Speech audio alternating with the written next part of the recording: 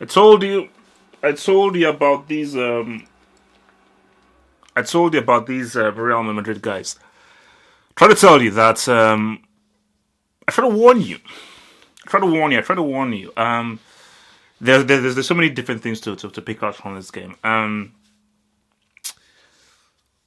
Unai Emery is a prick. I don't know how I can prove that Unai Emery is a prick. I don't know how I can prove that scientifically, but when I do, I will submit my thesis to the class. I don't even know where to start because okay, let's just start with Real Madrid as a whole. Guys, look, man, they showed why you're gonna have to kill them to get this. You're gonna have to kill them to knock them out. You're gonna have to kill them to knock them out because they said themselves that fine, do what you want, but we are not going out without a fight. That's what they said. I'm sorry, they said that we're not going out without a fight. With regards to PSG, look, man, I mean, it's professionalism because for me, I felt that PSG were the better team. As in, PSG played better over 90 minutes, but all because you're the better team doesn't mean you go off as winners. All that matters is winning. Real Madrid suffered a lot, especially in the second half, but Real Madrid knew that no, all that matters is the result. That let's just make sure that we're in the game, and there was some superb defending, especially when you look at that Sergio Ramos block. That was right there in the second half. That's a huge block. That's a huge block. That's like a match-winning block. Because for me, like the skill level in this game was off the flipping chain. I mean, my God. I mean, like I hyped the game. I put out a trailer. I kept hyping it, and it lived up to expectation. It maybe even exceeded it slightly because I was just shocked by just the amount of amazing skills shown. As in, guys, you now see why Marcelo is just as good as Neymar and Messi. Marcelo's footballing ability is off the flipping charts. As in, there is no better pure footballer than Marcelo. The people to his level, but there's no better pure footballer than Marcelo. Like Neymar is as good as Marcelo, and he's so like Neymar, like because it's only when you play football that you understand this. Do you know how hard it is to maintain control of the ball and still make up forward ground when a defender is back up against you? That's one of the hardest things to do, receiving the ball with your back towards the defender. But Neymar just has a way of receiving that ball and turning in and still managing to maintain control of the ball and actually still go forward with the ball, which is a very difficult thing to do. But in my opinion, in my view, Rabiot was the best player on the pitch. As in overall, he was the best player on the pitch. As in, like, when you think of what Modric and Toni Kroos can do, and this unknown guy just came in and just showed some amazing, ridiculous composure on the ball, and Rabiot really ran things. And so, for me, I think basically the biggest issue was both of the strikers were crap. Although, to be fair, Benzema actually did more than Cavani. Even if Benzema didn't score, he was still pretty crap.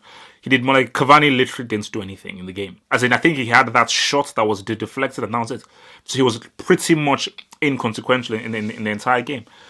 But you said to yourself, like, what happened with PSG, especially in that second half when they had so many chances and Neymar opened things up. So many, the amount of times that Neymar used his speed just to cut through the entire Real Madrid midfield, and the amount of times he just created opportunities.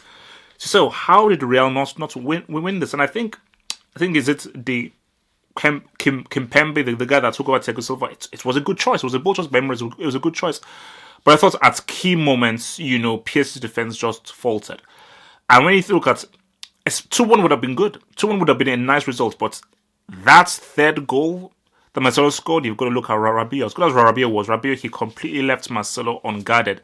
And that was just Marcelo in there, boom. So, but you got to look at Real Madrid, man. Is that's what winners do.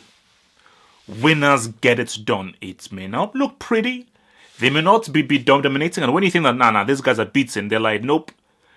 Somehow, someway, we're going to pull it through.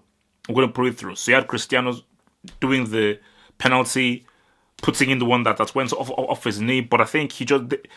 Again, look, man, I'm sorry, man. I've got to preach about Marcelo, man. Marcelo, this every single game, this guy just does something sensational. Like that dribble he did on Alves, I think he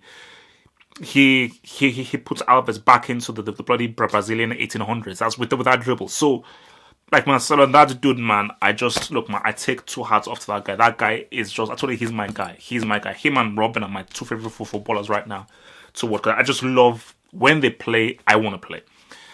But look, man, and look, Zidane, man, he made the change. Bill and Asensio coming on, and I think Asensio's speed really, and how he was able to stretch the play really is what Real Madrid needed. Isco shouldn't have started. That was a bad move. I thought that I swear there was just even one instance, especially in the first half, when Isco received the ball, and it's like, bro, you've got to go forward. Because that's what is happening in the game. You've got to go forward. You've got to go forward. But he stopped the ball, went back because he doesn't have the speed to go forward, and then, you then lost the counter. You basically lost the vibe going forward. So yeah, that's for me. I think that's the case. So it's an advantage Real Madrid, because I think Real will look at this and say, Paris will say, look, man, we are strong at Paris. It's not over. We feel that we can score 2, 3, 4 goals there. But I look at Real Madrid, and I think Real Madrid will know that they can score at least one goal in Paris. I know that when they score 1 goal, PSG have to score at least 3. That's even to take it to extra time. So Real are in a great position, because I think they will score at least one goal. And there are definitely more goals in this game. But I think overall, man, look, this was a great match to watch. A superb match, superb skill, and just an all-round quality watch, So that's it, man. I mean, look, I don't even know what to say. I mean, I don't understand how PSG, you had control of the game, so many chances, and out of nowhere, Real just scored those 2 flipping G's, man. But guys, that's why we love the game. Bloody football, man. So